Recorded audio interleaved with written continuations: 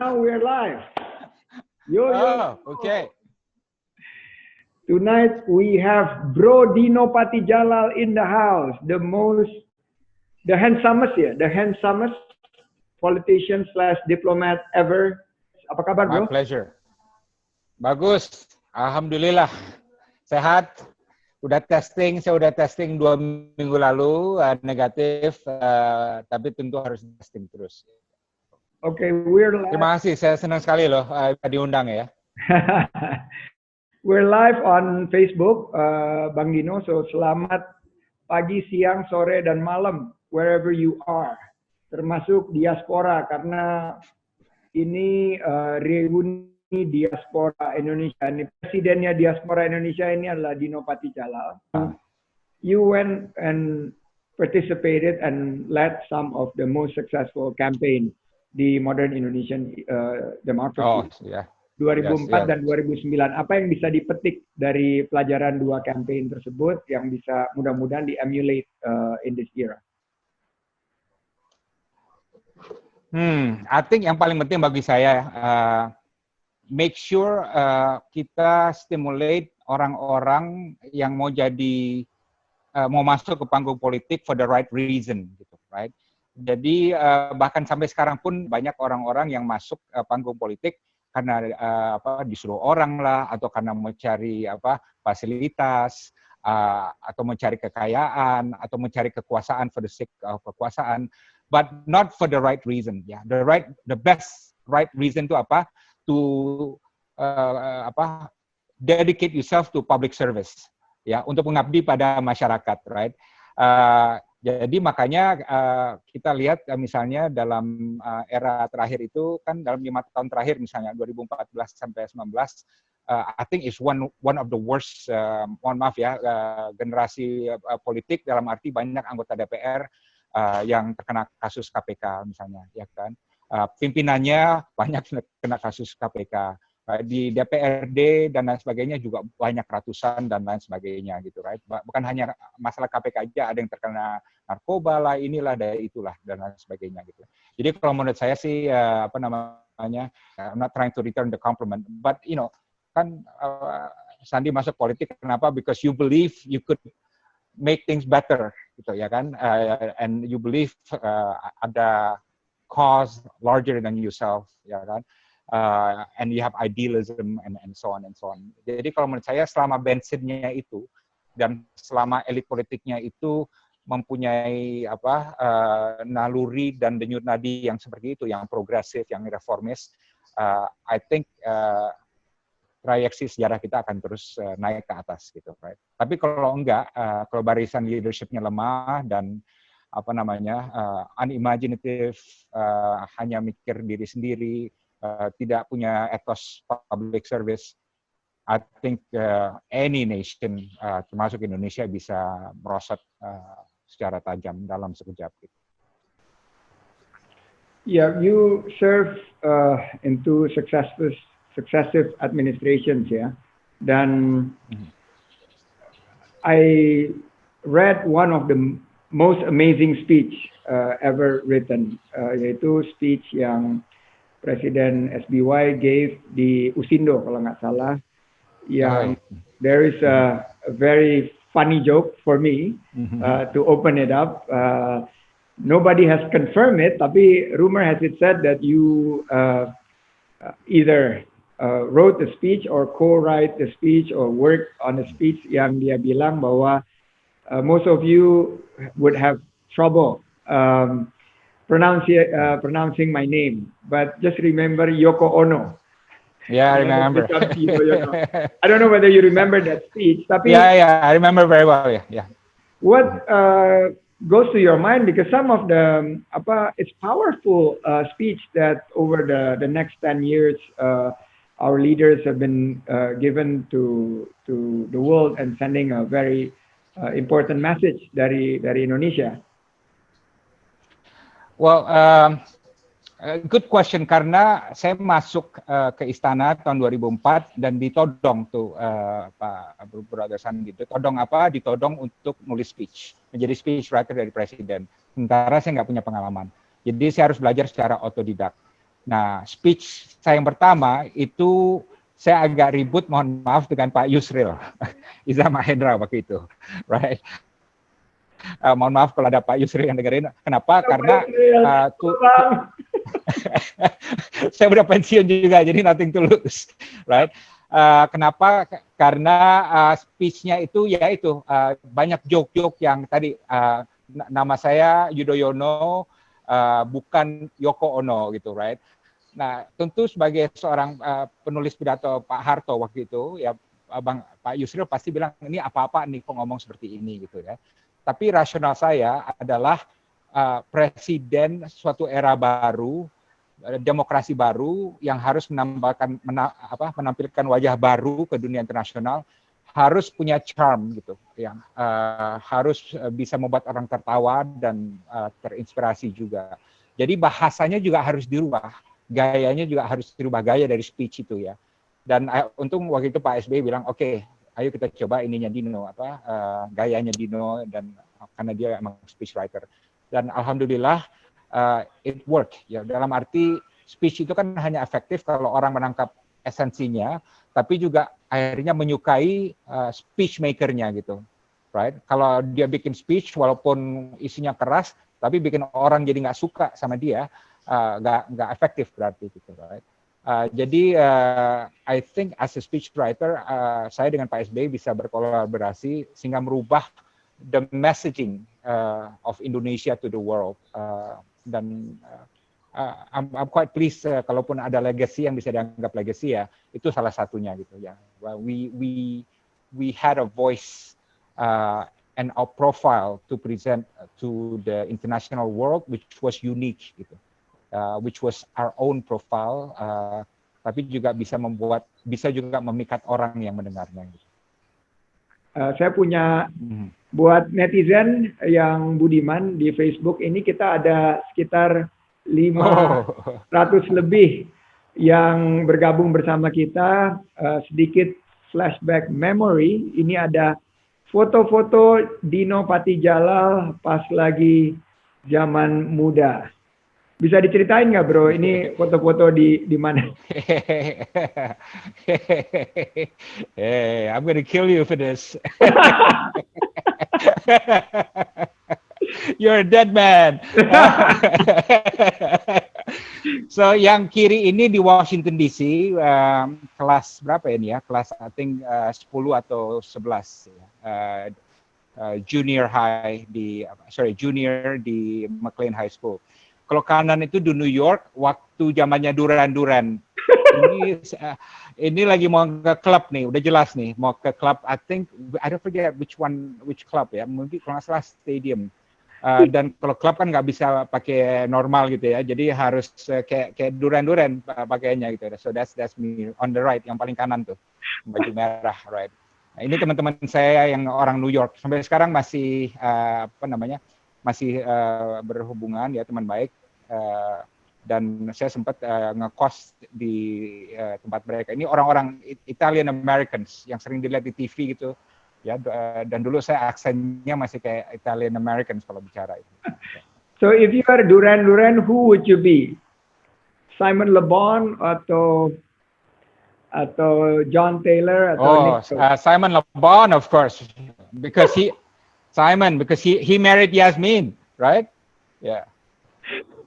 Tapi I still wanna ask you about your public service.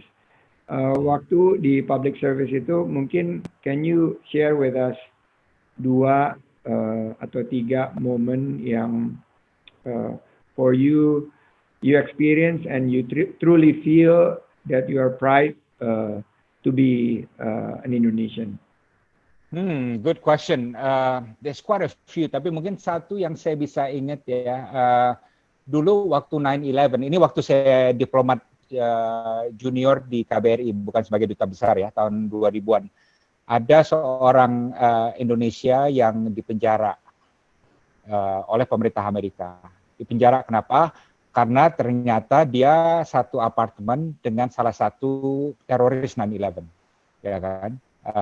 Kalau nggak salah si Atta gitu, right? Jadi dia langsung ditangkap dan langsung dipenjarain. dan langsung mungkin bukan disiksa ya, tapi dalam kondisi yang sangat tidak enak gitu. Dan yang lebih tidak enak lagi dari segi hukumnya, dia tidak pernah diadili, tidak ada charge-nya apa. Dia hanya di penjara karena kebetulan dia kenal sama salah satu teroris 9/11 gitu, right? Dan itu kan nggak adil.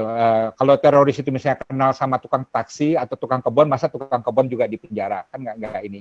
Dan si orang Indonesia ini juga sama sekali nggak tahu kegiatan orang ini adalah sebagai teroris gitu. Jadi dia di penjara dan saya berusaha menggunakan segala cara untuk agar dia dibebaskan. Kalau nggak diadili ya dibebaskan aja langsung gitu, right? Dan waktu itu kan masa yang sangat susah karena pemerintah Amerika sangat keras waktu itu ya terhadap segala sesuatu yang berhubungan dengan 9/11. Tapi akhirnya alhamdulillah mereka membebaskan orang ini dan dia kembali ke tanah air dan saya tidak akan lupa momen menyaksikan begitu anak ini tiba di airport waktu itu di Halim kalau nggak salah ya, dan ibunya dan bapaknya yang melihat dia langsung bersujud, mencium tanah dan kemudian berpelukan dengan si anak ini, right? Dan that's the first time that I felt pertama justice was served, anak ini tidak ada hubungannya dengan aksi teror dan dibebaskan oleh negara adik kuasa yang waktu itu sangat sulit itu perangainya gitu, right? Dan dengan memanfaatkan diplomasi yang yang personal gitu, right? Tidak petantang-petenteng, tidak main ancam, tapi meyakinkan bahwa pemerintah Amerika bahwa that was the best thing gitu, right? So that is a human story gitu. Orang juga banyak yang nggak tahu, tapi itu yang salah satu peristiwa yang saya ingat, momen kayak potret itu, momen di mana ibu ini histeris bersyukur melihat kembali anaknya yang bebas dari penjara di Amerika Serikat dan menyaksikan keadilan bisa terwujud. Amazing. Ini saya belum pernah dengar malah. We're towards the end of the show. Jadi ini tengah waktu yang sangat sulit, very unprecedented pandemic. Banyak banget yang confused, depressed, termasuk juga teman-teman kita diaspora yang lagi berkarya di luar negeri, lagi sekolah di luar negeri. One final message from Dino Patijalal untuk menyemangati mereka, untuk memastikan mereka tetap optimis dan juga memberikan satu motivasi buat mereka. Bro Dino. Ya, pertama situasi kita memang sedang buruk ya dari segi krisis health crisis. Tapi coba bandingkan dengan Amerika Serikat ya. Indonesia dan Amerika Serikat jumlah penduduknya relatif sama ya, 270 juta dan 70 juta ya. Kita mengalami COVID dalam waktu juga yang relatif sama, 2,5 bulanan gitu ya. Indonesia kan awal Maret gitu ya. Kemudian Amerika mungkin kalau nggak salah akhir Februari yang 15 orang gitu. Tapi ingat, kita dari 2 orang sekarang 18.000. Sementara Amerika dalam waktu yang sama sudah mencapai 1,2 juta orang, right? Jadi mungkin memang 18.000 ini belum tentu reliable ya, tapi paling tidak kita jauh sekali di bawah Amerika Serikat. Jadi dari segi itu kita bukan hanya bersyukur, tapi harusnya memanfaatkan modal ini untuk dapat semakin menekan dan mengalahkan COVID.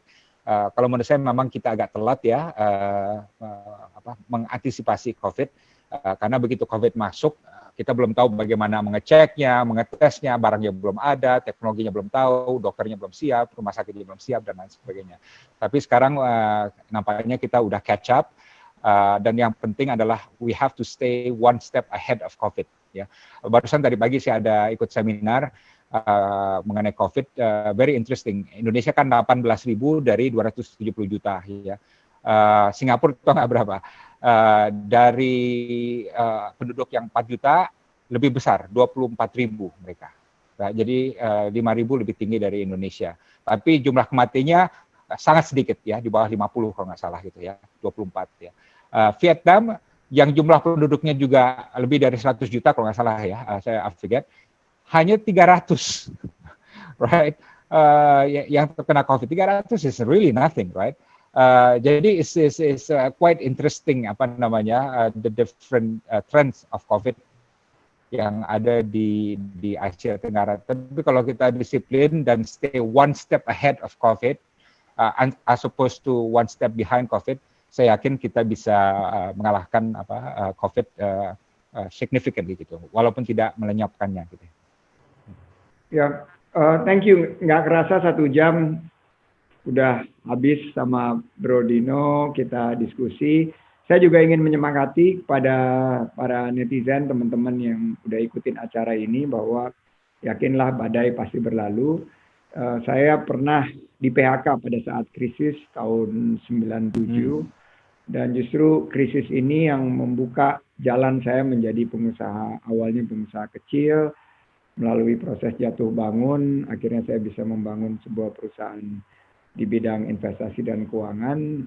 Alhamdulillah, setelah 20 tahun, usaha tersebut menjadi salah satu perusahaan investasi yang terbesar di Asia Tenggara dengan membuka lapangan kerja bagi 30.000 karyawan. So you can do it also. Use this crisis untuk mencari peluang, mencari opportunity, karena anak-anak muda cepat sekali beradaptasi kepada realita baru, kepada new normal. So good luck, dan mari sama-sama kita berpandangan optimis, yakinlah badai pasti berlalu. Ini saatnya kita bangkit di saat sulit, menang melawan COVID. You can do it. Terima kasih banyak, Bro Dino. Sampai jumpa lagi kita di session berikutnya, dan sukses. Salam buat Mbak Rosa, your beautiful wife, anak-anak. Can I say one thing? Sure. Yeah. Just for audience agar mereka clear mengenai Bang Sandi and saya. Bang Sandi dan saya udah lama berhubungan, teman baik ya, udah berorganisasi. Dan the one thing about him, dia itu dalam situasi apapun, saya berkuasa, saya masuk pemerintah, pejabat tinggi segala macam, atau saya pengangguran, a loser or whatever, he's always the same. Dan he always takes my call. Ya, saya katakan gini, banyak orang ya, dulu waktu saya di istana, saya telepon langsung dijawab, ya, right? Tapi udah nggak di istana, ditelepon berhari-hari nggak dijawab, bahkan nggak pernah dijawab. Which is fine, you know, that's life, right? Tapi Bung Sandi is a true friend, ya, dalam arti kita apapun kita tetap teman, apapun situasinya. Dan juga yang saya senang dari Bung Sandi ini, orangnya nice dan hatinya baik, right? Dan untuk menjadi politician itu, you know, you need to have a kind heart, right? You need to be a nice person, gitu, right? I think that informs your judgment and your leadership, ya. Dan jadi thank you for your friendship, ya. Dan saya ucapkan really admiration atas dedikasi and your goodwill terhadap bangsa, dan your career from you, ya. Itu aja dari saya. Thank you. That's very kind. Waduh, I'm very flattered. Terima kasih banyak sekali lagi, Bro Dino Patijalal, dan saya ucapkan terima kasih kepada para netizen yang sudah bergabung in the last 65 minutes. Sukses untuk kita semuanya. Wassalamualaikum warahmatullahi wabarakatuh. Thank you, Bro Dino.